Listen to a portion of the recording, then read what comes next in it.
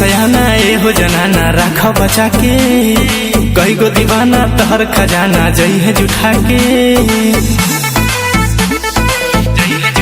हाँ हाँ भइल सयाना ए हो जनाना राख बचा के, कई गो दीवाना तहर खजाना जई है जुठा के।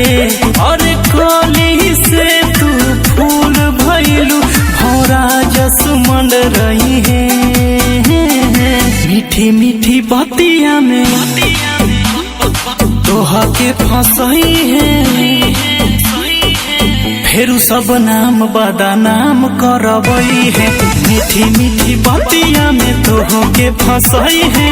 फेरू सब नाम बदनाम करबई है।